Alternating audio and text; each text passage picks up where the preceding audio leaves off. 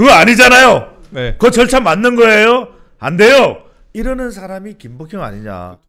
나름 좀 취재를 해봤습니다. 요즘에 그 헌법재판소 관련해서 뭐 찌라시, 속칭 찌라시가 너무 많이 돌아요. 뭐 받은 글, 여러분들도 단톡방 많이 하실 테니까 받 이렇게 한 다음에 이렇게 가로해가지고 받 이렇게 하잖아요. 받은 글이라고 돌아다니는 게 하루에 한 10개 정도 돼요. 그래갖고 뭐 내용 보면 솔직히 다 웃겨요. 뭐 국회의장실발, 법조발 대회비 뭐 이런 식으로 돌아다니기도 하는데 세력별로 만들어갖고 돌리는 게 아닌가 티가 너무 나는 것 같습니다. 그 국회의장실 발이라 그래갖고 저희 누구 지인 시켜갖고 한번 물어봤는데 무슨 소리냐, 뭔 소리야? 법조발이라는 거는 아무나 그냥 만들면 소초동에서 만들면 법조발 아니에요. 그래서 이 세력별로 너무 만들고 있는 게 티가 난다. 그래서 저도 나름 뭐 크로스 체크를 해가지고 취재를 해가지고 신빙성이 있는 것들도 좀 있더라고요. 제가 해보니까. 그래서 그런 거 저희가 뒤에서 좀 한번 다뤄보도록 하겠습니다. 뭐 소장님이면은 지라시 받은 글 같은 거 하루에 한 100개 받지 않으세요? 많이 받죠. 많이 받는데 이게 무슨 법조발이든 뭐 의장실 발이든 설레발이죠. 네, 설레발. 그래서 뭐 이제 오리발이죠. 오리발. 그래서 이제 이건 뭐 어떨지는 모르겠습니다만 저도 계속 저는 아예 처음부터 여러 가지의 저 분석 근거 있는 데이터로 한 21일 정도 나올 가능성이 있겠다 이렇게 예상했습니다만 그것도 모르는 거죠. 그렇죠. 일단 오늘 좀 우리가 봐야 될 것 같고요. 그만큼 늦어진다는 거는 내부 사정이 복잡한 거예요. 저는 그게 오히려 더 우리가 초점을 맞출 필요가 있다. 오늘 분석할 내용이다라는 말씀드립니다. 예, 그렇습니다. 우리 모 작가님도 저도 하나 말씀드릴까요? 요거는 경찰발인데요. 경찰발. 네, 이제 경찰 소식통에 전문한 어떤 제 지인의 전원인데 21일에 선고가 날 가능성이 상당히 높다라고 합니다. 이유는 뭐냐?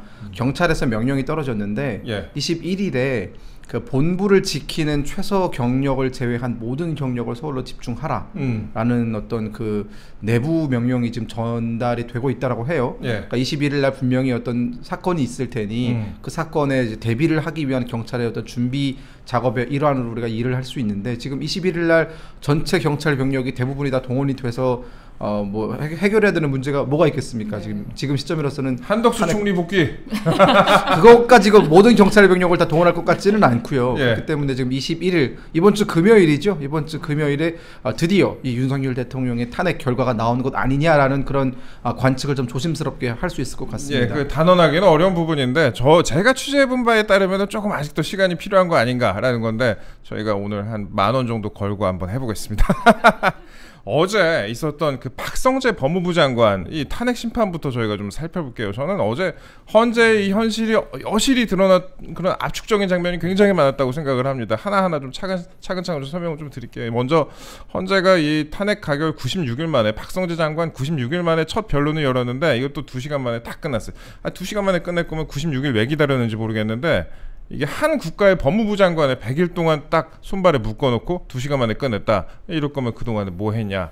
이런 얘기가 나올 수밖에 없는데 저희가 짧게 영상 좀 재생 좀 해드릴게요. 잠시만 재생해드리고 바로 넘어가도록 하겠습니다. 아직 영상이 준비가 안 됐다 그래서 오늘 저희 방송이 너무 긴박감이 넘치네요. 죄송합니다.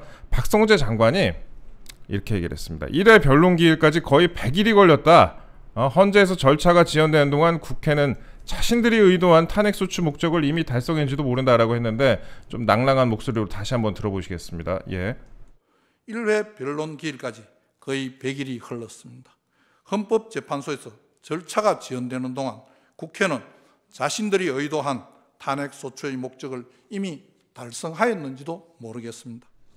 도사님 100일이나 걸릴 일입니까 이게? 말이 안 되죠. 그래서 저는 이게 뭐냐면 이것 때문에 지금 민주당이 비판을 받는 것이고 우리가 VAR 축구에서도 VAR이라는 것도 시도 때도 없이 사용하는 게 아니잖아요. 그리고 배구 경기 같은 경우에도 VAR이라는 건 한 경기에 여러 번 신청할 수가 없어요. 그리고 VAR을 신청했는데 이게 틀리면 그 다음번에는 계속해서 사용 못하도록 제약을 받습니다. 저는 이런 말씀 드려요. 이게 뭐예요? 이게 나라입니까? 진짜 이게 나라냐? 이런 얘기가 나올 수밖에 없어요. 그렇다면은 저는 뭐 탄핵이라는 게 물론 불법은 아닙니다. 아닙니다. 그 이야기를 또 헌법재판소에서 했습니다만 저는 좀 박성재 장관의 탄핵 사유에 뭐가 들어가 있습니까? 와이 째리미가 들어가 있잖아요. 왜 째려봐? 와이 째리미. 너 왜 눈을 그렇게 뜨니? 그러니까 예를 들어서 친구가 날 쳐다보니까 째리미, 날 째려보는 거예요. 와이 째리미 탄핵이에요. 저는 그래서 이런 부분들은 빨리 좀 절차를 간소화해서 말이 안 되는 사유잖아요. 그러면은 지난번에 최재 감사원장도 그렇고 표절감사 부실감사 그러니까 우리가 생각할 때 비판은 할 수 있죠. 국정감사를 통해서 국회에서 지적은 할 수 있죠. 하지만 방금 전에 우리 이동재 앵커가 이야기했던 업무를 못하도록 마비시키는 그러니까 장관이 없으면 여러 가지 상황이 뒤틀어져요. 지금 대통령이 없어도 그런 상황이 벌어지지 않습니까? 이거는 빨리 간소화해서 한 5일 내로 이렇게 하고 많은 탄핵을 했을 경우에는 이것에 대해서는 추가적인 탄핵을 못하도록 탄핵에 대해서도 횟수를 둔다든지 그런 걸 좀 해야 돼요. 아니면 뭐 대통령도 거부권 행사를 하니까 횟수 제한을 안 두듯이 그러면 이것도 횟수 제한이 좀 힘들다. 그건 위헌이 될 수 있다. 이러면 뭔가 좀 절차를 어떤 경우에 뭐 막무가내로 무조건하고는 탄핵을 못하도록 이것도 필요한 거죠. 이것도 생각을 해보십시오. 박성재 법무부 장관이 Why Jeremy 탄핵 밈이 될 것 같아요. 그렇죠. 앞으로 많이 좀 써먹겠어요. Why Jeremy 진짜 지금 뭐 이런 사유로 탄핵을 했나 싶은데 제가 왜 박성재 장관 말씀을 드리냐면은 어제 뭐 중요한 일이 있기도 했지만 이게 지난달 24일에도 헌재 그 변론준비기일에 출석해서 비슷한 장면이 또 있었습니다. 이때 우리법연구회 출신의 이 정계선 재판관하고 충돌을 했었습니다. 정계선 재판관하고 충돌을 했었는데 당시에 여기서부터 좀 집중해서 들으셨으면 좋겠는데요. 정계선 재판관이 윤 대통령 사건 기록을 채택하겠다라고 하면서 국회 소추인단 손을 딱 들어주니까 박성재 장관이 아니 내 재판에 무슨 윤 대통령 사건 기록을 채택을 하냐. 70일 동안 뭐 해놓고 여기는 70일이었어요. 70일 동안 뭐 해놓고 변론 준비기일을 앞두고 증거 신청한다는 게 이거 소송 지연 아니면 뭐냐라고 강하게 반발을 했습니다. 그러니까 헌법재판관이 이렇게 지적을 해도 또 법무부 장관 출신이고 또 고검장 출신이니까 또 강하게 반발할 수가 있죠. 법적인 지식이 또 만만치 않게 있으니까. 그러니까 또 정계선 재판관이 납득하지 못해도 존중해 주세요 하고 톤을 조금 낮췄습니다. 그러니까 톤을 좀 그러니까 그 정도로 약간 박성재 장관이 강골의 모습을 좀 보였었다 이렇게 말씀을 좀 드리고 그다음에 왜 제가 그 정계선 재판관 얘기를 여기서 한번 드리냐. 요즘에 받은 글이니 뭐니 하고 뭐 돌아다니는 것들이 있는데 저도 좀 크로스 체크를 해봤는데 이게 좀 신빙성이 있어갖고 좀 말씀을 드리는 겁니다. 김복형 재판관하고 그 다음에 정계선 재판관이 이번 대통령 탄핵 심판의 큰 축이다 라는 점에 대해서는 그 사정을 아는 분들이 대체로 좀 동의를 하더라고요. 좀 뭐 전직 재판관들이나 뭐 전직 또 헌법재판소 연구관들이나 좀 저도 또 나름 취재를 하고 있습니다. 물어봤더니 둘이 좀 나름 대립을 하고 있는 것 같다 이렇게 얘기를 좀 하더라고요. 그 뭐 인용을 주장하는 쪽은 뭐 우리가 딱히 언급 안 해도 다 아시겠죠. 4대4니까 문영배 패밀리. 행백훈. 그때 언급 저희 자세히 안 해도 대부분 아실 것 같고 반면에 이제 김복형 재판관에 대해서 요즘에 또 관심이 모아지고 있습니다. 김복형 재판관이 그 문형배 반대편의 큰 축이라는 게 이제 법조계의 그런 기류인데 김복형 재판관이 상당히 엄청나게 그 엘리트 코스를 밟으셨더라고요. 그러니까 그렇죠. 연수원 24기 거제 출생 조희대 대법원장이 지명했는데 초임지가 서울지법이다. 초임지가 서울지법이면 그때 판사 중에서도 1, 2등 했단 거 아니에요? 그렇죠. 그러니까 지금 이제 머리로 쌍벽을 이루는 사람이 두 분 다 여성이에요. 김복형도 여성입니다. 그러니까 정계선은 충주여고를 나와서 서울대법대를 다니는데 운동권이에요. 그래서 상당히 이제 운동권으로 있었는데 우리법연구에서도 회장을 했고 국제인권법연구에서도 다 회장을 했어요. 회장 좋아하시네. 보통 사람 아니에요. 그리고 그 우리가 주목하고 있는 서울 서부지방법원장 출신이에요. 마은혁도 서울 서부지방법원 부장판사예요. 그렇죠. 그러니까 여기에 한 축을 이루는 인물이 정계선입니다. 똑똑하기로 소문이 나 있어요. 그런데 이제 문제는 뭐냐면 조금 정계선 헌법재판관이 성향이 좀 그쪽 아니냐 이렇게 이제 지적을 받는 거. 여기에 맞서는 것이 지금 그래서 판결이 늦어지는 이유도 두 사람이 맞서고 있다. 이 정계선의 논리에 다른 사람들은 남자 재판관들은 보수성의 재판관들은 약간 좀 왜 그래 뭐 이런 식인데 그거 아니잖아요. 그 절차 맞는 거예요? 안 돼요. 이러는 사람이 김복형 아니냐. 톤을 조금 높여주셔야 될 것 같아요. 그렇죠. 아니잖아요. 맞아요. 그게 지금 김복형 재판관이라는 거예요. 그래서 김복형 재판 지난번에 이진숙 4대4로 나눠졌잖아요. 그래서 여기서 지금 굉장히 스펙타클하다는 거예요. 헌법재판소도 OTT로 드라마 나올 수 있어요. 이 스튜디오 드래곤인가요? 뭐 하여튼 있잖아요. 거기서 만들어서 이게 나오는 게 아니냐. 헌법재판소의 진실. 그래서 이제 그거 아니잖아요. 막 이러면서 이제 나올 거 아니냐. 그래서 이 법논리에 있어서 지금 맞짱을 뜨고 있는 사람은 정계선 재판관과 김복형 재판관이다. 그러니까 이제 그래서 좀 늦어지고 있다. 뭐 이제 뭐 날짜발이 뭐 설레발 뭐 국회의장실 발 뭐 이렇게 나오고 있습니다만 그런 면에서 두 사람이 굉장히 이력이 이제 똑똑하기로는 정계선 재판관도 뭐 상당히 알려져 있고 또 김복형 재판관도 걸어왔던 길이 서울중앙지법. 그러니까 이른바 우리가 말하는 엘리트 코스예요. 그걸 걸어온 것이 이제 김복형 재판관인데 두 사람이 이른바 좀 진보적 성향 또 보수적 성향. 그래서 지금 치열하게 맞붙고 있는 지금 헌법재판소 대전이 정계선 대 김복형, 김복형 대 정계선 이렇게 전개되고 있다는 거죠. 그거 거의 뭐 그 도사님과 그 저와의 그 외모 대결 비슷한. 난리죠. 우리는 제가 패. 제가 못 따라가. 제가 이동재 못 따라가. 남궁원이잖아. 네. 잘못 꺼냈네. 제가 남궁원입니다. 그 데뷔도 굉장히 또 주목할 그게 중요해요. 그렇죠. 여자 대 여자 대결이 무서워요. 네. 이게 그 조금만 더 설명을 드리면 제가 김복형 재판관에 대해서 어제 좀 법조계 좀 물어봤습니다. 이분이 이제 일단 초임지가 서울지법, 그 다음에 중앙지법, 서울중앙지법 이름이 바뀐 거죠. 그러니까 서울지법이 중앙지법이 됐으니까 한 번 더 왔다가 또 서울고법, 뭐 대법원 재판연구관, 서울고법 부장판사까지 이거는 그러니까. 가장 로얄 로드만 딱 얼마나 이제 능력이 있었으면 이렇게 엘리트 코스만 밟았냐 이렇게 많이 얘기를 하고 그다음에 이분 재판에 들어가 본 법조인들이 그렇게 얘기를 해요. 이거 압도적으로 똑똑한 사람이다. 납득된다. 여기서 지면 납득된다. 이런 평가가 나오고 그래서 이분이 제가 알기로는 독신이라고 알려져 있거든요. 그래서 이거 진짜 그 논리적으로 정말 이번에 엄청나게 준비를 하신 것 같다 이런 부분인데 앞으로 저희가 재판에 진행함에 있어서 좀 계속 챙겨봐야 되는 거 아닌가라는 생각이 듭니다. 지금 뭐 아까 이제 김금혁 보좌관도 말씀하셨지만 21일에 처음에 이제 14일에 얘기 나오고 그 전엔 2월 말에 나오는 거 아니냐 계속 그런 거 있잖아요. 우리 뭐 인터넷 보면 유튜브 보면 큰 거 옵니다. 난리 났다. 뒤집어졌다 이랬는데 이번 주 금요일 뒤집어진다 이랬는데 이게 계속 반복이 돼갖고 21일까지 왔는데 뭐 28일에 온다 4월에 된다 이 얘기까지도 나오는데 저희가 아무도 예측을 제대로 하지는 못해요. 왜냐하면은 그 헌재에서 이런 그 암투를 용쟁후투를 볼 수가 없으니까 암투가 아니구나 용쟁후투를 볼 수가 없으니까 그렇기 때문에 좀 저희가 계속 좀 지켜봐야겠다 좀 말씀드리고 저희 방송에서 예전에 최우민 기자가 한번 언급을 했었는데 그 인용파를 주도하는 게 문영배 대행이 아니라 이 정계선 재판관이다. 정계선 재판관이 사실상 그 인용파를 주도를 하고 있다라고 좀 분석을 했었어요. 근데 이분이 27기고 그 다음에 그 김복형 재판관이 24기다. 그래 여러모로 여자 재판관끼리 요즘에 좀 비교가 되고 있다 이런 말씀 좀 드리고 그 정도 저희가 짧게 좀 다뤄봤습니다. 그 뭐 나오는 얘기로는 어저께 이제 받은 글로 이제 돌아다녔던 것으로는 학력고사 수석 출신인 정계선과 타의 추종을 불허하는 엘리트 코스만 밟은 김복형 간 법리 싸움이 치열하다고 하다. 평의가 끝나 평결에 들어가는데 당체 의견이 모이지는 않는다. 뭐 이렇게 이런 식으로 찌라시가 막 돌았는데 자 이거 확인해 보니까 나름대로 좀 신빙성이 있는 것 같다. 그런 얘기가 좀 많이 나왔습니다. 제가 근데 요즘에 또 민주당에서 그런 얘기 하잖아요. 엊그제 무슨 회의를 했다고 하는데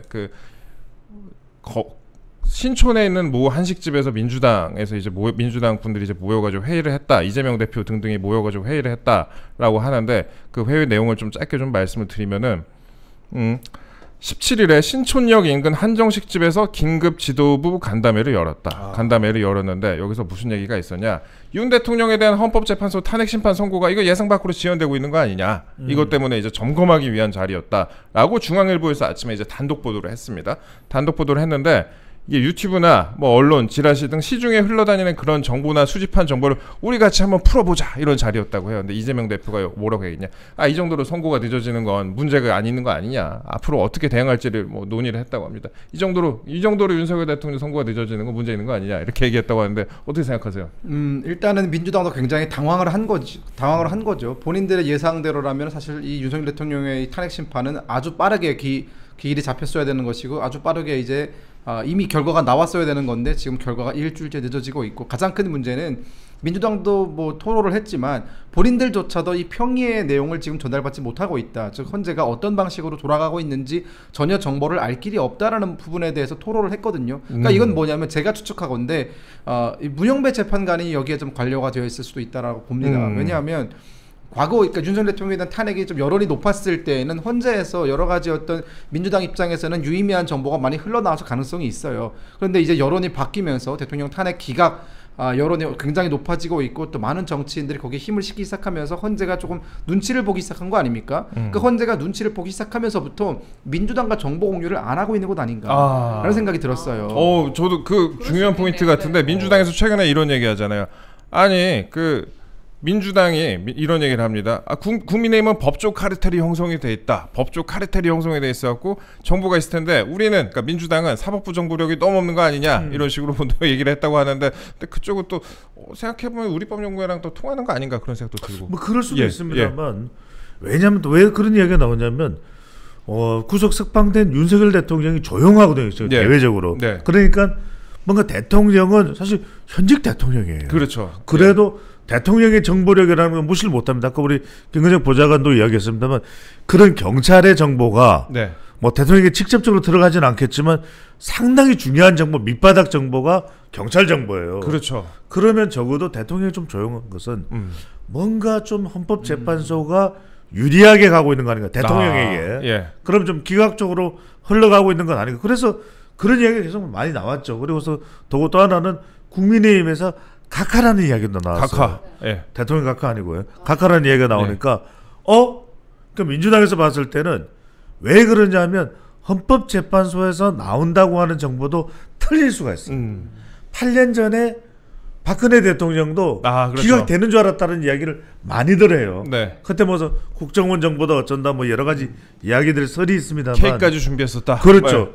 K까지 준비했었다 뭐 그런 이야기가 있을 정도였는데 지금 누가 정확한 정보를 알고 있느냐. 이 정보는 뭐냐면 사실은 낱말은 새가 듣고 반말은 쥐가 듣는다. 그러니까 새와 쥐의 이야기를 다 들어야 되는 거거든요. 그러면 헌법재판관의 본인의 이야기도 혹여 있을 수 있겠지만은 이른바 우리가 뭐 도청 감청 어떤지 모르겠어요. 근데 연구관의 이야기 또 부인의 이야기 헌법재판관 부인의 이야기도 있을 수 있죠. 자식들의 이야기 또 일하는 아주머니의 이야기 또 운전기사의 이야기. 그러니까 가령 예를 들어서 차를 탔는데 재판관이 차를 타면서 좀 기분 좋게 이렇게 타느냐 이렇게 타느냐 아니면 좀 굉장히 머리가 지끈 이렇게 타느냐에 따라서 아주 중요해요. 그 이런 거에 따라서 운전하는 다 운전사가 있거든요. 이런 정보까지도 사실은 캐낼 수 있느냐 이게 중요한 건데 약간 그런 면에서 윤석열 대통령이 조용한 것은 좀 유리하게 보고 있는 거 아니냐. 그래서 민주당이 화들짝 놀라면서 아주 장애 집회도 좀 적극적이었잖아요.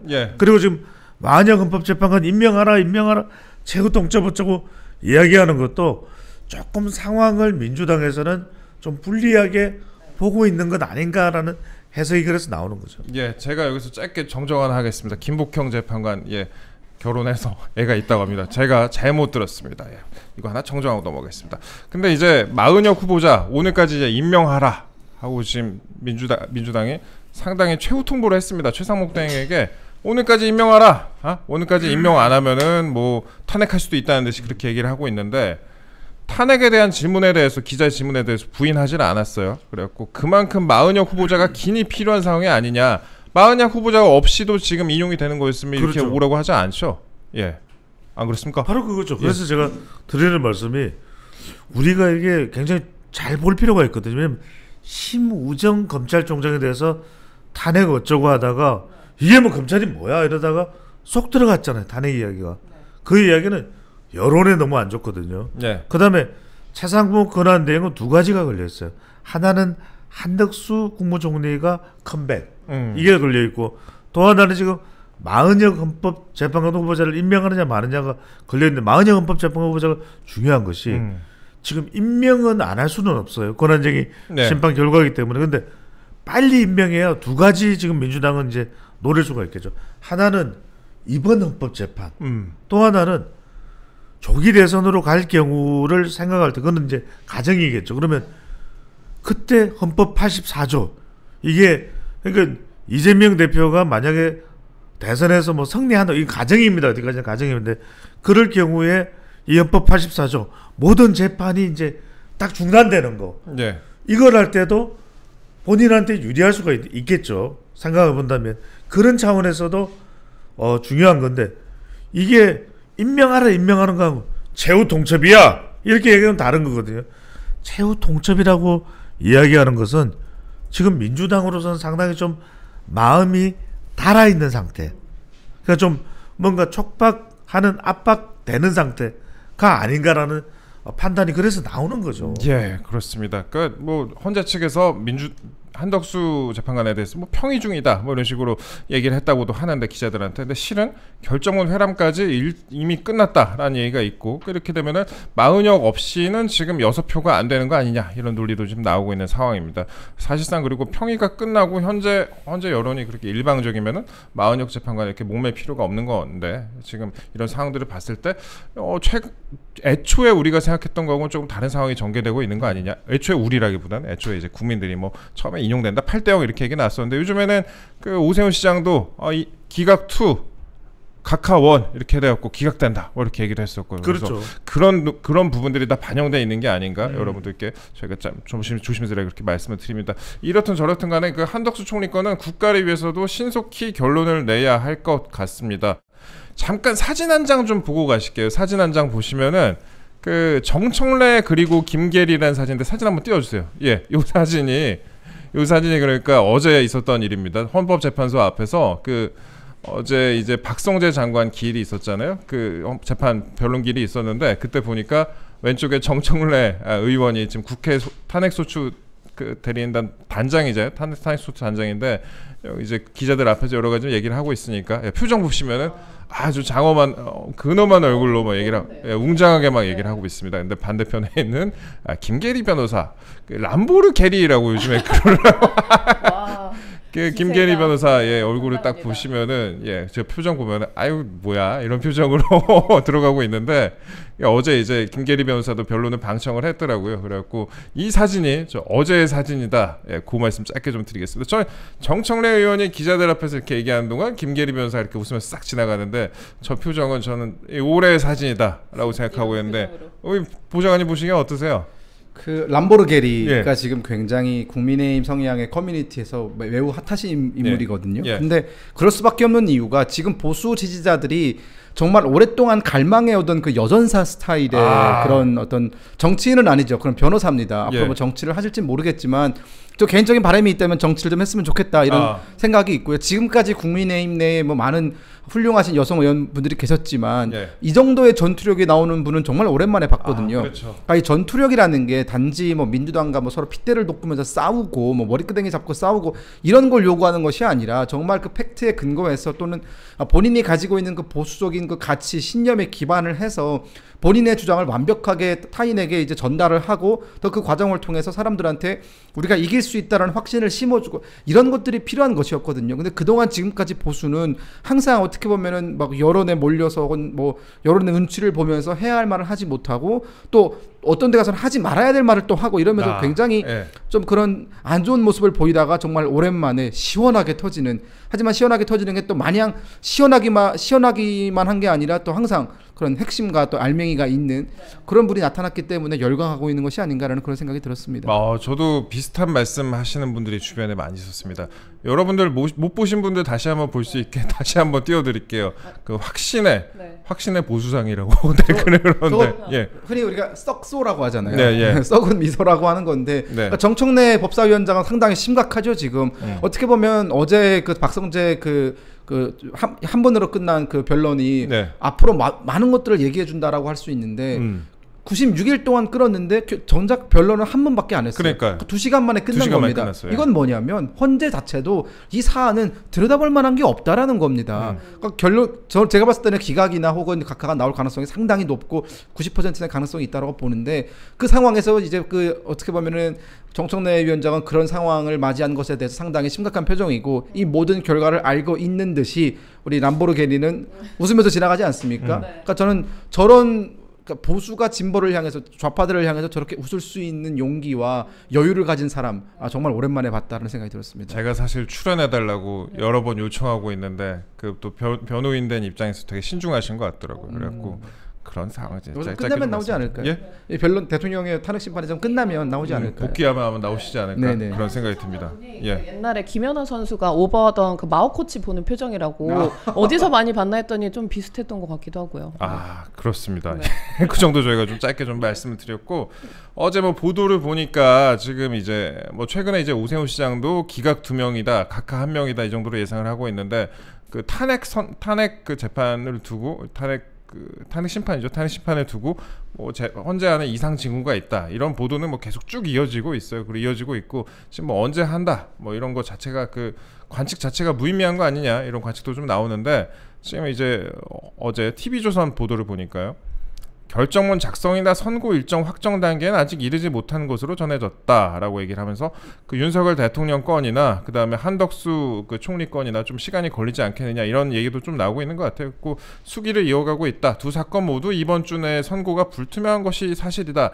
물론 그러하면서도 또 뒷부분에 20일이나 21일 선고 가능성 부분도 또 있을 수도 있다. 그래서 오늘 19일 발표 여부가 이번 주 내에 혹시 선고할 수 있을지 그 부분에 가릴 것으로 보인다라고 이제 얘기를 했습니다. 저희가 짧게 이 정도 헌법재판소 관련해서 앞부분 좀 다뤄봤습니다. 앞부분 좀 다뤄봤고 이제 헌법재판소 뒷부분 좀 다뤄볼게요. 재판이 이렇게 길어지는데 월급은 또 올라가고 있어요.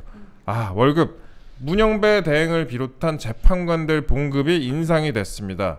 이거 짧게 좀 저희가 한번 다뤄볼게요. 헌법재판소가 대한민국 이제 전자관보에 따르면은 헌법재판소가 재판관 회의에서 의결된 헌법재판소장 등의 보수에 관한 규칙 일부 개정 규칙을 공포한다라고 하면서 헌법재판소장과 헌법재판소 재판관의 봉급을 인상 조정하려는 것이다 이렇게 밝혔습니다. 그 관보 가끔 보시죠, 보좌관님도? 옛날에 보좌관 할 때는 자주 봤습니다. 그렇죠. 네네. 관보에 보면은 생각보다 많은 데이터가 나와요. 맞습니다. 예, 이게 네. 누가 얼마를 받는지부터 누가 국적을 어떻게 바꿨는지, 누가 재산이 얼마만큼이 있는지 어지간한 공무원들에서 상당한 정보가 좀 나올 수가 있습니다. 그래서 취재 열심히 하는 기자들은 거의 매일 관보를 보는 것 같은데 저도 관보 한때 많이 보던 그런 시절이 있었습니다. 근데 관보를 보니까 헌재 개정안에 따르면 2025년 1월 1일 이후 지급하는 보수부터 헌법재판소장에게는 1,312만 1,100원, 헌법재판소 재판관에게는 929만 3,500원을 지급을 합니다. 그러니까 문영배 지금 대행께서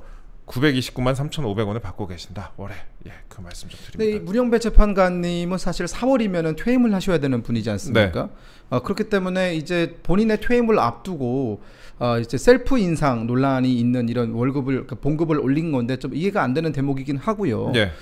하지만 지금 민주당에서의 이 문영배 권한대행의 임기를 늘리려는 그 법안도 나오고 있지 않습니까? 그렇죠. 예. 일각에서는 이 문영배 일당이라고 표현하겠습니다. 이 문영배 재판관을 위시한 이 4명의 좌파 성향 재판관들이 민주당의 법안에 때를 맞춰서 즉 문영배 재판관의 임기가 늘어나는 것을 좀 원하고 있다라고 하더라고요. 네. 이것과 관련해서 저는 굉장히 재밌는 정보를 하나 들었는데요. 네. 소스는 좀 공개하기가 어렵지만 법조계 입문한 데서 제가 이 정보를 들었는데 현재 헌재 내에서 김영두 재판관과 문영배 재판관 사이에 갈등 관계가 좀 존재를 한다고 합니다. 그래요? 그게 뭐냐면 아까 우리가 앞선에 그 정계선 재판관과 김복형 재판관은 여성과 여성의 그 두 엘리트 사이의 그 첨예한 대결이다라고 언급을 했었는데 이 김영두 재판관과 문영배 재판관 사이의 갈등은 헌재 소장 자리를 놓고 갈등이 좀 있다라고 합니다. 즉 김영두 재판관은 우리가 모두 알다시피 상당히 엘리트 출신 재판관이고 기수로 따져도 사실상